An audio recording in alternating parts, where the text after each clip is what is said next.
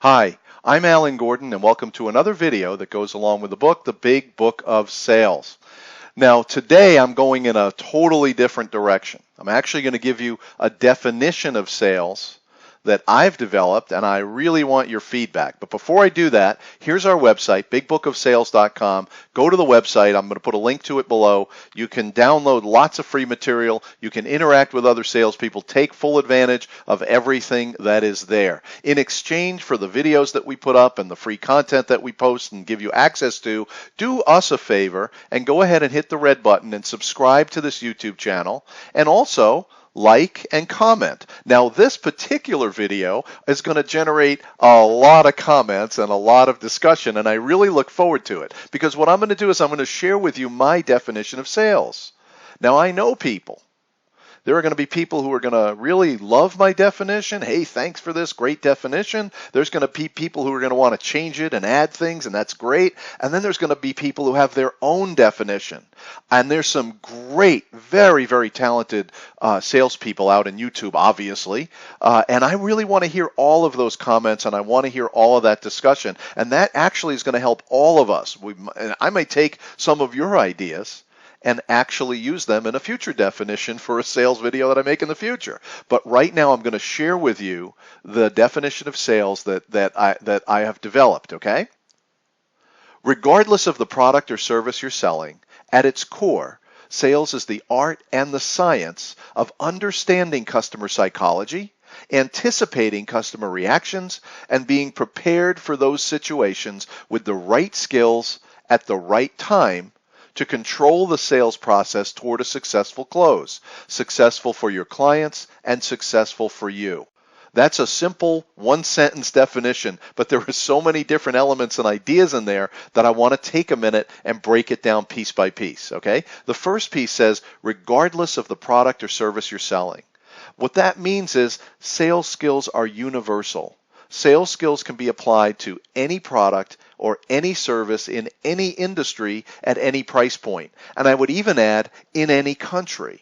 Now, obviously, some sales are totally different than other sales, but they all have core sales skills which are transferable. If you can sell one thing, you can take at least some of the skills that you've learned and apply it to selling anything else, any product, any service, in any industry, at any price point, really in any country. Now, the next part of the definition says that sales is an art and a science. This is really important to understand. Science means it can be taught and learned, and it can be repeated. So science means that we can do it the same way every time. There's a formula for it. But art means that there's a skill, a nuance, a feeling for it. You've got to have the science. You've got to have the repeatability, but you also have to have a feeling for it and a nuance. So it's an art and a science. Now, the next part of the definition says sales is the art and the science of understanding customer psychology. I personally believe this is the essence of selling. You've got to be able to study and understand the state of mind of buyers and sellers, understand what motivates people, and how specifically to get them excited and interested in your product or service. You can't ignore customer psychology. You have to go with customer psychology, understand it, and use customer psychology to your advantage. The next part of the definition says anticipating customer reactions. What that means is that we know in advance how our customers, how our prospects are going to behave and react.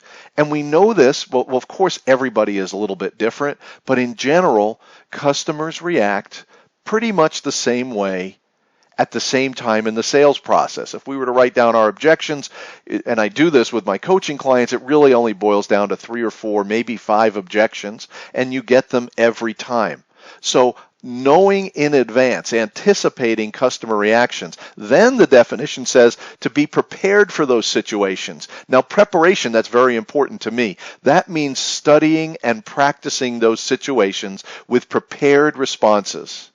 Not seeing these objections and these responses and reactions for the first time and getting caught off guard and going backwards. No, you're completely prepared for those situations, and your responses are like Automatic. I've heard that objection 1,000 times. Here comes the it's too expensive. Here comes we need to think about it. Being prepared for customer reactions, being prepared for those situations.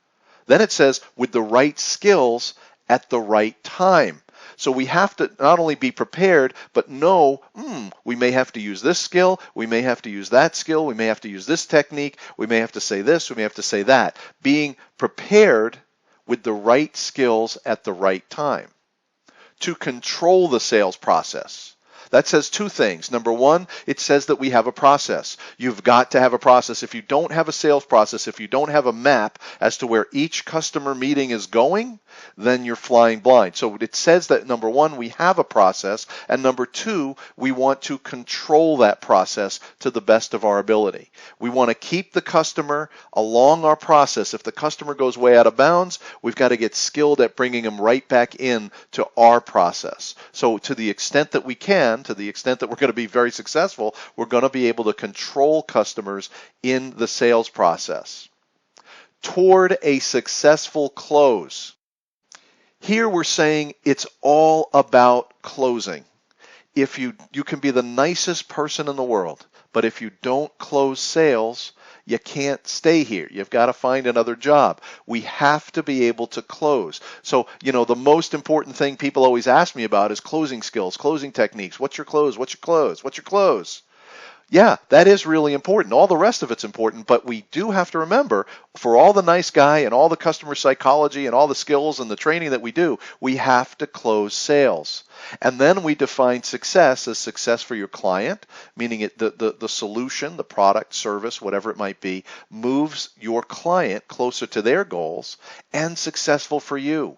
We want you to make money. We want you to be compensated and make a good living if you're successful at closing sales. Look, if your client is successful but you're not, that's called charity. We don't want that. If you want to give 10 or 20% of your income to charity, but before you can do that, you've got to have income. So a successful close means successful for your client and money in your pocket, or success for you, however you define that. Okay, that's my definition of sales. Look, I already know. I can hear all the motors humming in your mind. You're going to want to type in your comments. Do that below. Hey, I really appreciate it. Hey, look, every day I want you to choose a new sales skill. Practice it, practice it, practice it until you get comfortable with it, and you include it in your repertoire until day by day, week by week, month by month, you are working toward becoming the master salesperson that you want to be. Thanks.